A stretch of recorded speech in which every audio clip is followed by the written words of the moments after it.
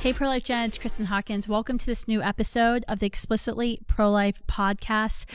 Today, I'm going to be talking briefly about Post-Roe America and how it's coming. I am so excited for this moment. This is the moment we have been waiting for since we launched Students for Life America nearly 15 years ago. Yes, I am that old. But this is the opportunity of our lifetime for the pro-life generation to become the first post-Roe generation. And this is a moment we were literally born for. I truly believe it. But what you're going to be hearing a lot in the coming weeks and the coming months is this kind of question of what is going to happen immediately if Roe falls, if the Supreme Court moves through this Dobbs v. Jackson Women's Health case to reverse Roe versus Wade. So what will happen if they move to uphold the Mississippi law, which effectively will nullify Roe versus Wade, allowing states to use their rights to make laws about abortion in their states, to restrict abortion in their states, to ban abortion in their states, or to sadly permit abortion in states, what will actually happen?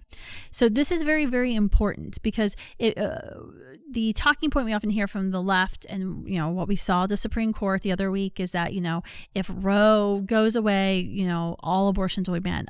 Gosh, I wish that were so, but that's actually not true. States will have the right to decide, which means those state delegates, those representatives, those state senators that you probably don't pay a lot of attention to their campaigns, you really should, and they're very, very important.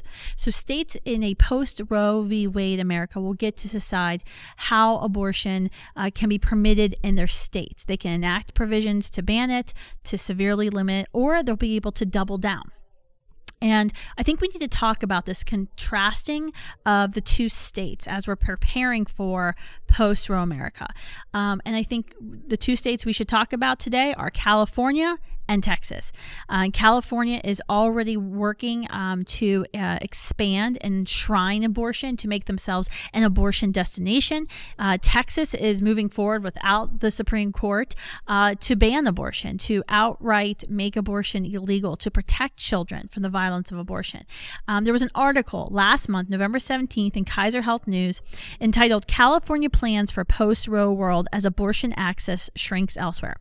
First of all, I love that everyone's using this phrase post-Roe. We started using this like 10 years ago and everyone thought we were crazy, and now everyone's using it. So I take glee every time they use it. Even those on the other side use it. But this article from Kaiser News says Democratic Governor Gavin Newsom and legislative leaders have asked a group of reproductive health experts to propose policies to bolster the state's abortion infrastructure and ready it for more patients.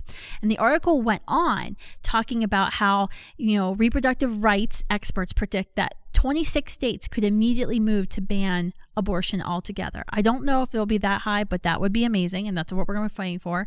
But what they're hoping is, and what they're expecting, and they need to prepare the abortion industry for, is that they think they're going to see a 3,000% increase in people who will fly to California for abortion to really become an abortion destination. So that's one vision of a post-Roe America. The second vision of post-Roe America, Texas, where the Texas heartbeat law, as of recording, is still in effect and is saving about 135 children every single day from abortion, because that heartbeat law that was passed and so far is still in effect in Texas is stopped about 85% of all abortions in the state from happening.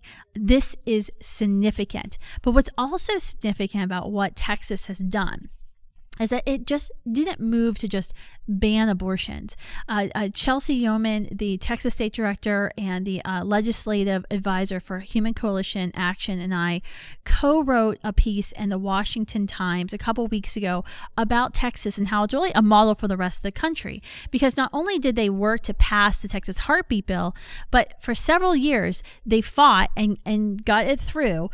They fought to create a fund to support pregnant and parenting protecting women at risk for abortions. And this isn't like a little bit of money. This is $100 million has already been funded thanks to state legislators there in Texas. So not only are they moving to ban abortion, but Texas is ready with the infrastructure, with the pregnancy center movement, with the maternity home movement, with this fund of $100 million to stand with her and her family in the moment of crisis. And I think this is an amazing model for the rest of the country. I know our good friends at Real Alternatives. They actually pioneered this model back in the 90s in the state of Pennsylvania, getting through the Pennsylvania legislature, which is not a small feat, a bill that says that whatever money that the state gives to Planned Parenthood in Pennsylvania, they have to put an equal amount of money into a fund that can be dispersed to pregnancy centers, maternity homes, adoption agencies in the state who promote nonviolent alternatives. And this model has now gone to Texas. It's also gone to Indiana. I know several other states are trying to adopt this Real Alternatives model. So shout out to Real Alternatives